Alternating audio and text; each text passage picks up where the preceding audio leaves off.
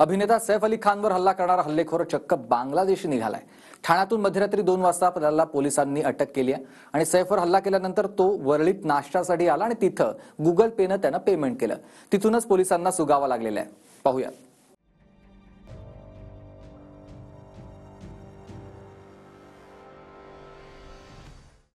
सैफ अली खानवर हल्ला करणाऱ्या बांगलादेशी हल्लेखोराला ठाण्यात अटक। मध्यरात्री 2 वाजता मोहम्मद शहजादच्या अटकेच्या वेळी फक्त TV9 घटनास्थळी।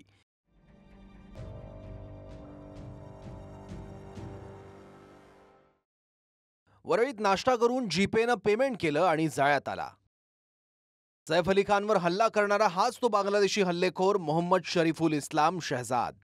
4 दिवसांपासून मुंबई पोलिसांच्या नाकी नऊ आणणारा मोहम्मद शहजाद ठाण्यातल्या कासारवडवली भागात सापडला।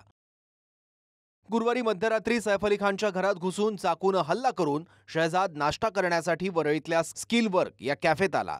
तिथं त्यानं नाश्ता केला आणि गुगल पेनं ऑनलाईन पेमेंट केलं। सैफवर हल्ला केल्यानंतर तो वांद्रे स्टेशनपासून दादर ते वरळीत ठिकठिकाणी सीसीटीव्हीत कैद झाला होता। त्यामुळे पोलीस या कॅफेत आले आणि गुगल पेमेंटच्या माध्यमातून मोबाईल नंबर शोधला आणि थेट ठाणे गाठलं। विशेष म्हणजे ज्या स्किल वर्क कॅफेत शहजादनं नाश्ता केला तिथं तो आधी कामाला होता आणि चोरीच्या आरोपानंतर त्याला कामावरून काढून टाकलं होतं। तुम्हाला पैसे त्याने दिले ते ऑनलाईन पद्धतीने दिल्याचं समजतंय, जीपे वरून किंवा फोन पे वरून पैसे दिले असं समजतंय? लक्ष नाही साहेब कोणी कसं दिलं पेमेंट और खाल्लं पण की नाही ते पण माहीत नाही। मग साहेब लोक चेक केले, मी सांगितलं जीपे पण दाखवलं त्याला की माझं गुगल पेटीएम आहे, अजून भारत पे दोन्हीमध्ये स्कॅन आहे। मग दोन्ही दाखवलं साहेब लोकांना। साहेब लोक चेक केले, टायमिंग पण चेक केले आणि ते फोटो काढून गेले ते लोक। म्हणजे तुमचं जे ट्रान्झॅक्शन आहे ते पोलीस लोक बघितलं, घेऊन गेले ते। हां, घेऊन गेले। हो। मोबाईल नंबर मिळाल्यानंतर पोलिसांचं काम सोपं झालं। मोबाईल लोकेशन ट्रेस करत तो ठाण्याच्या लेबर कॅम्पमध्ये असल्याचं समजलं। ठाण्यातही तो एका हाऊसकीपिंग एजन्सीमार्फत हॉटेलमध्ये काम करायचा। जवळपास 200 जणांच्या फौजफाट्यासह पोलीस लेबर कॅम्पमध्ये आले। पोलिसांनी इथल्या सर्व लेबर कॅम्पमधील रूमची झाडाझडती घेतली। त्यावेळी शहजादाचा मोबाईल एका रूममध्ये सापडला, मात्र तो लेबर कॅम्पच्या मागच्या बाजूला झाडाझुडपात लपून बसला होता। त्यानंतर पोलिसांनी झाडाझुडपांमध्ये शोध मोहीम सुरू केली। आरोपी शहजादनं ओळखू येऊ नये म्हणून अंगावर गवताचं पांघरून घेतलं, पण अखेर तो पोलिसांच्या हाती लागलाच।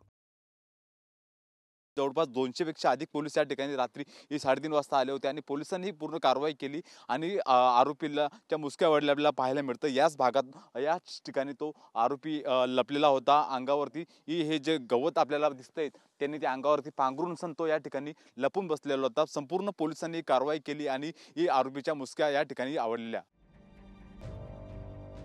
ठाण्यातून हल्लेखोर शहजादला घेऊन पोलीस रात्री 3:30 वाजता आधी चेंबूरच्या पोलीस स्टेशनमध्ये आले। त्यानंतर हल्लेखोर शहजादला घेऊन पहाटे 4 वाजता पोलीस खार पोलीस स्टेशनमध्ये आले।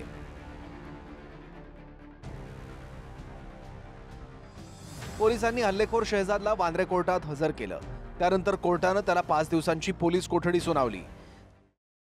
सरकारी वकिलांनी युक्तिवाद करताना म्हटलंय की आरोपी शहजाद बांगलादेशी आहे। भारतात त्यानं बेकायदेशीरपणे वास्तव्य केलं। सैफ अली खानच्या घरात शिरून घातक वार करत तिघांना जखमी केलं। आरोपीचा चोरीचाच उद्देश होता की आणखी काही, याचा तपास आवश्यक आहे। हे प्रकरण आंतरराष्ट्रीय पातळीवरचं आहे। तर आरोपी शहजादच्या वतीने युक्तिवाद करण्यासाठी कोर्टात स्वतःहून 2 वकील उभे राहिले आणि शहजादचं वकीलपत्र घेण्यासाठी तिथं रस्सीखेच सुरू झाली। अखेर न्यायाधीशांनी दोघांनाही परवानगी दिली। आरोपीच्या वकिलांनी म्हटलं की अभिनेत्याच्या घरी प्रकार घडल्यानं मीडियानं लावून धरलाय। शहजाद बांगलादेशी आहे की नाही हे यंत्रणांनी तपासावं। आरोपी हा सराईत गुन्हेगार नाही। यानंतर न्यायमूर्तींनीही आरोपी बांगलादेशी असल्यानं आंतरराष्ट्रीय कटाचा संशय नाकारता येत नाही असं म्हटलं आणि 5 दिवसांची पोलीस कोठडी सुनावली। तर बांगलादेशी हल्लेखोरावरून आदित्य ठाकरेंनी केंद्रीय गृहमंत्री अमित शहांवर टीका केली, तर केंद्रीय गृह खात्याचं अपयश असल्याचं आदित्य ठाकरे म्हणाले। ही गंभीर बाब आहे खरं तर। म्हणजे ह्याच्यात आपण ह्या जे काही शोध लागलेला आहे जर खरोखर ते रोहिंगे असतील तर केंद्रीय गृहमंत्र्यांना प्रश्न विचारणं गरजेचं आहे, कारण हे त्यांचं फेलियर आहे। जर देशात आपले रोहिंगे येत असतील असे, गेले 10 वर्ष भाजपचं सरकार आहे, 3री टर्म सुरू झालेले बहुमताचं सरकार आहे आणि हे होत असताना जर दुसऱ्या देशांमधून असे घुसायला लागले मग केंद्र सरकारची नक्की जबाबदारी काय आहे आणि हे फेलियर आहे का केंद्र सरकारचं हे देखील आम्हाला सांगणं गरजेचं आहे, कारण ही फारच गंभीर बाब आहे। जर असं खरोखर व्हायला लागलं असेल तर ह्याच्यावर कुठे ना कुठेतरी प्रधानमंत्री महोदयांनी देखील उत्तर देणं गरजेचं आहे. त्या नालायकाला थोडी लाज वाटली पाहिजे, कारण का स्वतःच्या वडिलांच्या नेतृत्वात असलेलं BMCचं सरकार 35-40 वर्षापासून मुंबईमध्ये राज्य करतं. या सापांना दूध पाजणारे मातोश्रीमध्ये त्याच्या अवतीभोवती किती वावरतात याबद्दल कधीतरी त्यांनी माहिती घेतली पाहिजे. पोलिसांनी चोरी आणि हत्येच्या प्रयत्नाचा गुन्हा शहजादवर दाखल केलाय. आता तो सैफच्या घरी कसा आला, नेमका हेतू काय होता, घरात येण्यासाठी कोणी मदत केली का आणि बांगलादेशातून भारतात कसा आला या प्रश्नांची उत्तरं पोलीस मिळवतील.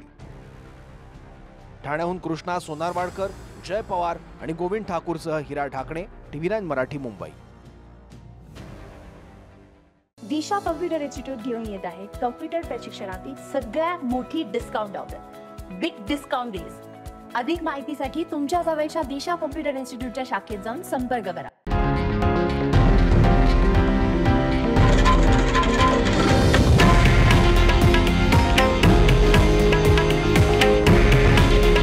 हे आहे देशातील नंबर 1 न्यूज नेटवर्क आणि आपण पाहत आहात TV9 मराठी. काळजी तुमची, हित महाराष्ट्राचं.